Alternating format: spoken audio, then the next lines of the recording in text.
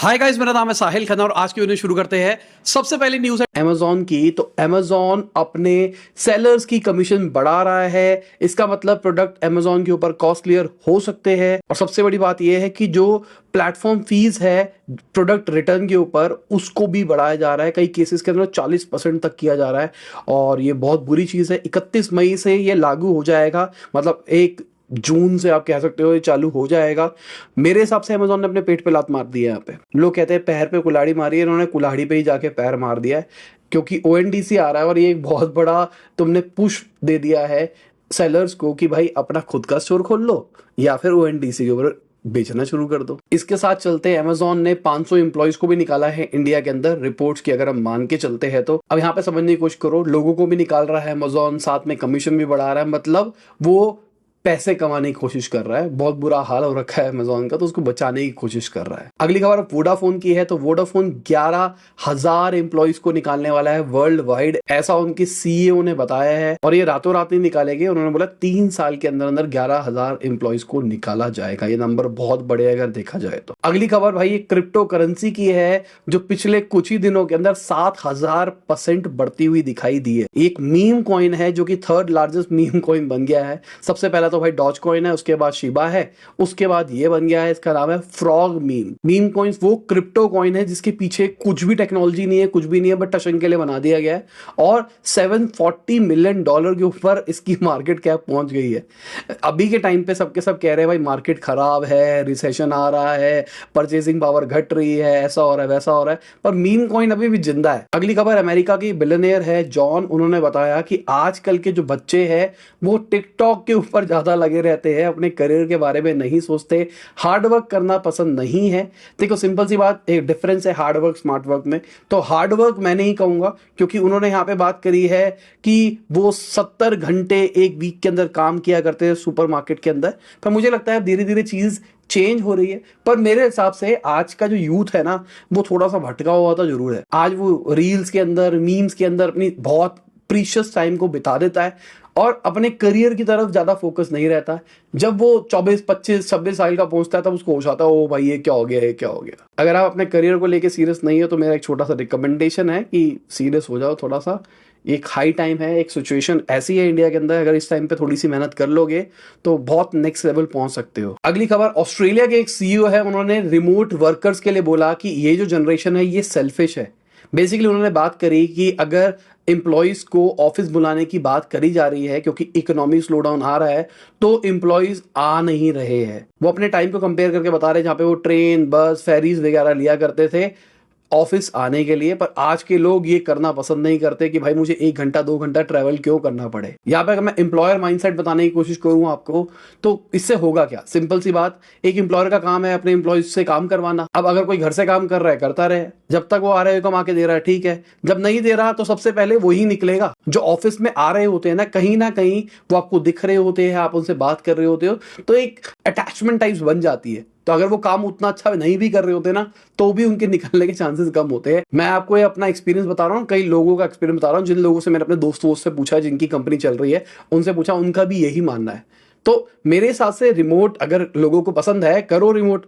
कल को अगर कंपनी डाउनसाइज करेगी सबसे पहले आप लोग ही निकलने वाले हो, ये मान के रखना। क्योंकि अगर आप अपने एम्प्लॉयर के काम नहीं आओगे जब उसको जरूरत है, तो वो भी आपके काम नहीं आएगा जब आपको उसकी जरूरत पड़ेगी। अगली खबर, स्टारलेक्स एयरलाइन के जो फाउंडर है वो एयरपोर्ट आए इमरजेंसी के अंदर, और रीजन ये था कि जापान के अंदर एक फ्लाइट थी जो कि बार बार डिले हुई, उसके बाद फाइनली कैंसिल हुई। जो पैसेंजर्स थे वो कंप्लेन कर रहे थे, उनको रात को 1 बजे तक परेशान किया गया, स्लीपिंग बैग्स नहीं दिए गए, खाना भी नहीं दिया गया और बहुत कुछ उनके साथ में गलत हुआ। अब उस सिचुएशन को संभालने के लिए डायरेक्टली फाउंडर आए और ये बहुत बड़ी बात है मेरे हिसाब से। अगली खबर अमेजॉन की है। तो अमेजॉन एआई के ऊपर फोकस करने वाला है अपनी डिलीवरीज को स्पीड अप करने के लिए, ऐसा उनके एग्जीक्यूटिव ने बताया है। मुझे लगता है आज नहीं तो कल सबको एआई के ऊपर स्विच होना ही पड़ेगा।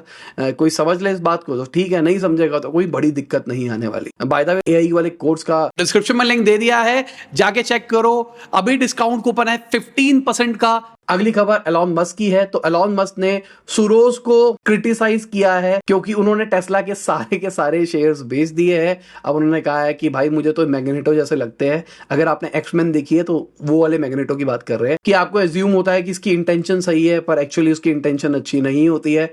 ये पूरी पूरी सिविलाइजेशन को ही खराब करना चाहते हैं। साथ में उन्होंने बोला कि सुरोज ह्यूमैनिटी को ही हेट करते हैं। मतलब गुस्से में वो कुछ भी बोल देते हैं, मुझे पर्सनली ऐसा लगता है। अगली खबर टेस्ला से है। तो टेस्ला में एलॉन मस्क से पूछे बिना कोई भी हायर नहीं होता है। हर वीक एलॉन मस्क पूछते हैं कि भाई हायरिंग प्रोसेस में कौन कौन है।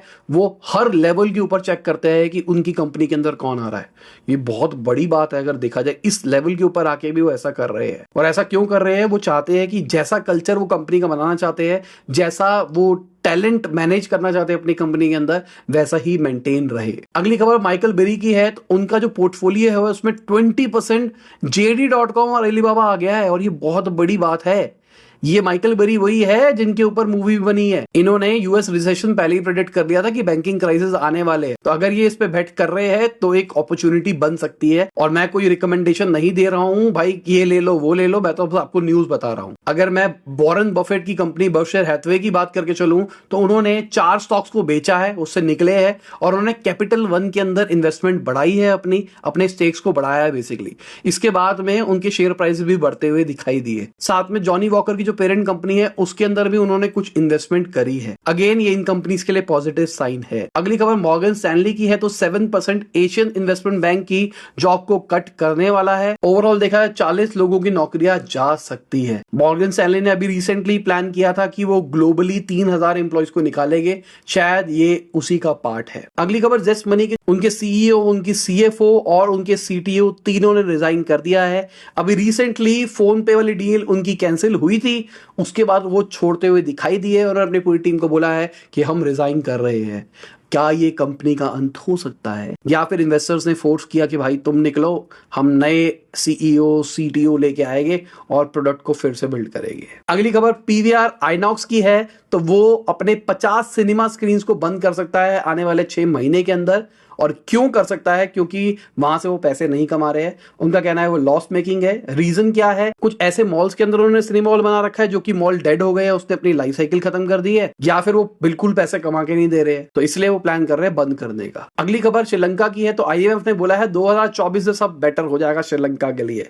तो जो उनकी ग्रोथ खराब हो रही है, जो उनके क्राइसिस चल रहे हैं, वो सब इंप्रूव होते हुए दिखाई देंगे। अच्छी चीज है। अगली खबर सिलिकॉन वैली बैंक के जो एक्स सीईओ है उन्होंने यूएस कांग्रेस पैनल को टेस्टिमनी दी है और उन्होंने बताया कि भाई क्यों फेल हुआ ये बैंक।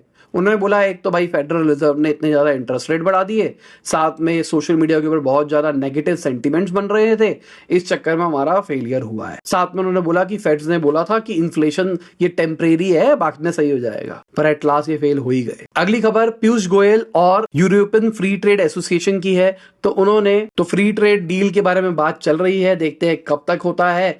अभी पीयूष गोयल जी ने बोला है कि भाई दोनों साइड से कॉपरेशन चल रहा है, दोनों साइड की बातें मानी जाएगी, देखते हैं क्या होता है क्या नहीं होता, क्या अच्छा निकल के आता है या कुछ नहीं आता, या फिर ये यूएस वाली बात रह जाती है, बस चल ही रहा है चल ही रहा है चल ही रहा है, फिर नहीं हो रहा है फिर चल रहा है। अगली खबर नीति आयोग के जो मेंबर हैं उन्होंने कंपनीज को कहा है कि जो मैटरनिटी लीव होती है उसको 9 महीने तक बढ़ाया जाए। 6 महीने पहले होती थी, उसको कह रहे हैं 9 महीने तक बढ़ाया जाए। उन्होंने पब्लिक और प्राइवेट सेक्टर कंपनीज को ऐसा बोला है। लेट्स सी क्या इसके ऊपर कोई बिल निकालते हैं या फिर सिर्फ ये एक गाइडलाइन ही है, क्योंकि बात तो ये भी करी जा रही है कि ऑफिस के अंदर क्रचेस बनाया जाए। मतलब माँ अगर आती है तो अपने बच्चों को वहीं क्रच पर छोड़ दिया। एल्डर केयर बनाई जाए, मतलब अगर किसी के पेरेंट्स को जरूरत है हेल्प की तो उनको अकेला ना छोड़ना पड़े, लोग अपने साथ ही ऑफिस ले आए, एल्डर केयर के ऊपर छोड़ दे, ऑफिस में काम करे, फिर वहां से लेके घर चले जाए। सुनने में तो चीजें अच्छी लगती है, बाकी देखते हैं क्या होता है क्या नहीं होता। अगली खबर मोतीलाल ओसवाल की है। तो उन्होंने बोला है जो NSE के एक्टिव यूजर है वो ड्रॉप हुए हैं 16.3% से मंथ बाय मंथ अगर देखा जाए तो। उन्होंने बोला 10 महीने से घटते जा रहे हैं। उनकी ये रिपोर्ट कह रही है अकाउंट्स तो खुल रहे हैं पर अब वो ग्रोथ भी रुक गई है अकाउंट्स खुलने की। वो तो चलो कोविड के टाइम पे दबा के अकाउंट्स खुले थे, उस टाइम पे लोगों के पास कोई काम नहीं था तो लोग सब फाइनेंशियल एजुकेशन के नाम पे अपने डीमेट अकाउंट खुलवा लेते थे। अगली खबर, क्रेडिट स्विस के जो एग्जीक्यूटिव है उन्होंने बताया कि इंडिया की जो ग्रोथ रेट है ना वो बाकी रीजन से बहुत ज्यादा बढ़िया है। और बिल्कुल सही है, दुनिया में अब राज करने का टाइम आ गया हमारा। बस हमारा यूथ ढंग से काम करे, हमारी गवर्नमेंट हमको प्रिविलेज प्रोवाइड करे, रोके ना नई नई चीजें लाके। मजा आ सकता है आने वाले 10 साल के अंदर। मतलब हमने सोचा नहीं होगा कि 10 साल में क्या क्या हो जाएगा। अगली खबर ट्विटर की है। तो ट्विटर ने एक्वायर किया है लेस्की को, जो कि एक हायरिंग स्टार्टअप है। और ये एक बड़ी खबर है मेरे हिसाब से, क्योंकि देखो एलॉन मस्क का अगर हम प्लान देखें ना, एलॉन मस्क का प्लान ये है कि ट्विटर को एक सोशल मीडिया प्लेटफॉर्म बनाना है जिसकी कोई नीच हो, कोई मोट हो। उसको खाली एक माइक्रो ब्लॉगिंग प्लेटफॉर्म नहीं बनाना है। उन्होंने क्रिएटर मोनेटाइजेशन के बारे में सोचा है, उन्होंने यूजर्स से पैसा कमाने के बारे में सोचा है, और जो यूजर्स अपना ब्लू टिक खरीदते हैं उनको बेनिफिट के बारे में बात करी है कि उनको बेनिफिट भी होना चाहिए। साथ मुझे लगता है इस एक्विजिशन से शायद वो लिंक्डइन वाले रूट पे भी जा सकते हैं, मतलब वो नौकरियां भी प्रोवाइड करके दे सकते हैं। लेट्स सी क्या होता है, क्योंकि अभी जो उनकी सीईओ आ रही है वो है भाई मार्केटिंग वाली। अभी के टाइम पे ट्विटर का एक बड़ा फेलियर क्या हो रहा था, उनके पास में एडवर्टाइजर्स नहीं है, मतलब लोग नहीं है जो एड चलाना चाहते हैं। एज अ प्लेटफॉर्म हम बैठे हैं, लोग बैठे हैं, पर लोग ये ऐड नहीं चलाएंगे तो ट्विटर पैसा कैसे कमाएगा। तो अब जो नई सीईओ आई है वो एडवर्टाइजिंग की बहुत बड़ी किंग टाइप्स है, तो वो ऑन बोर्ड करा के देगी बड़े बड़े ब्रांड्स को, ऐसा इनको लगता है। अगली खबर स्विगी की है। तो स्विगी की भी वैल्यूएशन घटती हुई दिखाई दी है। अभी जोमेटो की भी हमको सुनने में आया था, स्विगी की भी अब खबर निकल के आ रही है। बोरोन कैपिटल जो कि एक एसेट मैनेजमेंट कंपनी है जिन्होंने इसके अंदर इन्वेस्ट किया हुआ है, उन्होंने 34% के आसपास वैल्यूएशन घटाई है। अगर मैं इन्वेस्को की बात करके चलूँ ना, स्विगी की वैल्यूएशन पिछले 4 महीने में 2 बार घटा चुके हैं। और ये बड़ी बात हो रही है, ऑन बुक्स ही हो रही है, पर इसकी वजह से क्या हो रहा है, नेक्स्ट राउंड रेस जब करेंगे ना तो पैसे ज्यादा नहीं मिलेंगे। और अगर हम बाकी कंपनीज की बात करके चले ना, बायजूस का भी बुरा हाल है, 50% ड्रॉप हुआ है उनके वैल्यूएशन के अंदर। फार्म इजी की बात करके चले 50% हुआ है, ओला में 35% हुआ है, और इन्वेस्को ने भी रिसेंटली घटाया था 48% स्विगी की वैल्यूएशन। तो ये बड़ी चीज हो रही है अगर देखा जाए इंडियन इकोसिस्टम पे। और दूसरी साइड पे अगर मोदी जी की बात करके चले तो उन्होंने बात करा कि पिछले 9 साल के अंदर इंडिया ने एक स्टार्टअप रेवोल्यूशन देखा है। इंडिया बहुत ज्यादा स्टार्टअप की दुनिया के अंदर बड़ी है। जहां पहले सिर्फ 100 ही स्टार्टअप्स हुआ करते थे, आज हमारे पास में बहुत सारे स्टार्टअप्स हैं, बहुत सारे यूथ काम कर रहे हैं स्टार्टअप के अंदर। हाँ, मैं मानूंगा ये सब कुछ हो रहा है, पर बहुत सारी ऐसी स्टार्टअप्स है जो कि आज के टाइम पे है, शायद 2 साल के बाद वो रही ना। आज वो बहुत पॉपुलर है, 2 साल के बाद उसकी एग्जिस्टेंस ही खत्म हो जाए। क्योंकि ये जो आप देख रहे हो डाउन राउंड्स, मैंने वीडियो बनाई थी, 3 सीरीज वीडियो है, जाके देखना, स्टार्टअप बबल वाली, पार्ट 1, पार्ट 2, पार्ट 3। तो मैंने पार्ट 2 के अंदर यही सेम बात करी थी। डाउन राउंड आप देखोगे, और डाउन राउंड की शुरुआत हो चुकी है, और अब नेक्स्ट फेज आएगा बैंक्रप्सी का। ठीक है, अब वेट फॉर 6 मंथ्स या फिर थोड़ा टाइम और, हमको बैंक्रप्सी भी दिखाई देने वाली है बड़ी बड़ी कंपनी की। शायद जस्ट मनी शायद दिखाई दे सकता है कि जस्ट मनी का कुछ कांड होगा, पर अभी खबर नहीं है पूरी की पूरी कि क्या होगा क्या नहीं होगा। और इसी के साथ आज की बिजनेस खत्म होती है। उम्मीद करता हूं आपको मजा होगा। लाइक कर देना, शेयर कर देना, कमेंट बताना वीडियो कैसी लगी। बाय, गुड, शबा, खुदा हाफिज, गुड मॉर्निंग, आफ्टरनून, जब भी आप वीडियो को देख रहे हैं। जय हिंद, वंदे मातरम।